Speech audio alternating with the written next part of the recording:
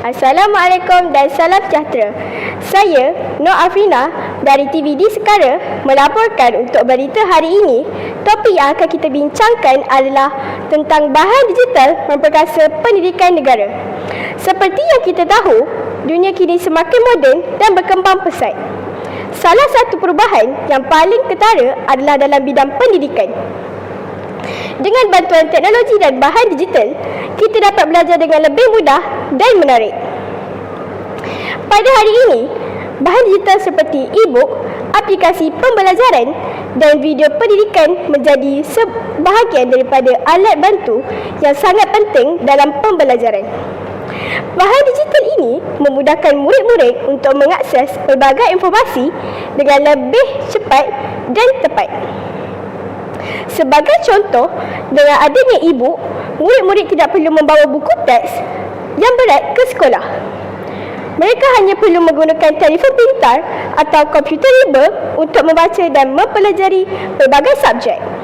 Ini sangat memudahkan bukan sahaja dari segi praktikal tetapi juga dapat membantu kita belajar di mana sahaja. Tidak lupa juga kepada video pendidikan yang sangat membantu dalam memahami subjek-subjek yang sukar.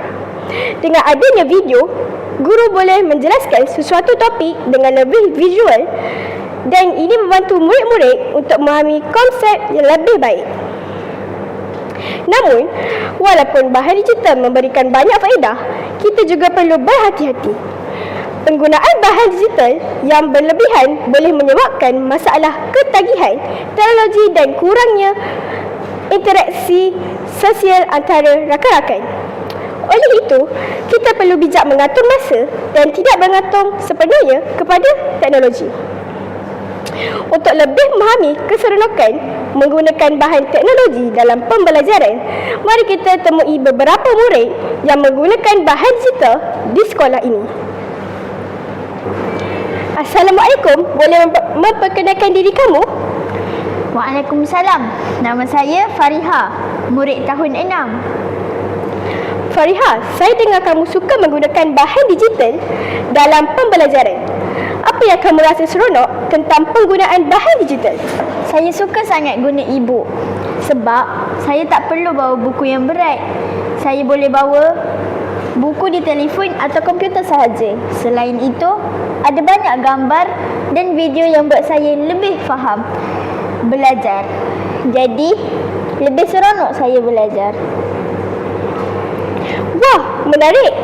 Jadi, bila ada video dan gambar dalam pembelajaran, adakah ia membantu Fariha faham lebih cepat? Ya, betul. Bila saya suka tengok video, saya boleh lihat dengan jelas bagaimana sesuatu benda itu berfungsi. Contohnya, dalam subjek sains, saya boleh tengok eksperimen yang susah nak buat dalam kelas.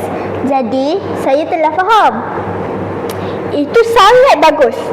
Kalau begitu, bagaimana pula dengan aplikasi pembelajaran seperti Han Academy atau Google Classroom?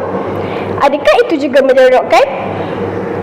Sangat seronok. Dalam Han Academy, saya boleh pilih subjek yang saya nak belajar dan buat latihan. Bila saya jawab soalan, saya boleh tahu Terus kalau jawapan saya betul atau salah. Itu buat saya semangat nak belajar lagi. Hebatnya. Jadi, Fariha rasa bahan digital ini memang membantu dalam pembelajaran dia? Betul. Saya rasa lebih mudah dan cepat belajar. Tak perlu tunggu lama untuk tahu jawapan. Semua ada dalam telefon atau komputer. Terima kasih Fariha kerana berkongsi pengalaman. Satu lagi soalan. Adakah kamu rasa bahan digital ini memudahkan kamu berhubung dengan guru dan rakan-rakan? Ya, sebab saya boleh tanya guru melalui Google Classroom kalau tak faham sesuatu. Kadang-kadang, saya pun belajar dengan rakan-rakan dalam talian. Jadi, saya tak rasa seorang diri dalam belajar. Terima kasih Fariha.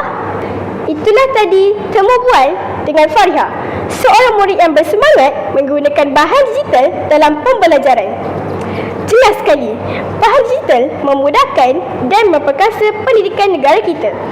Kita semua boleh belajar dengan lebih mudah dan seronok. Itulah sahaja laporan saya pada hari ini. Terima Terima kasih kerana menonton. Saya Nur Afrina dari Sekolah Kebahasaan Sekara melaporkan untuk anda. Sekian. Assalamualaikum dan salam sejahtera.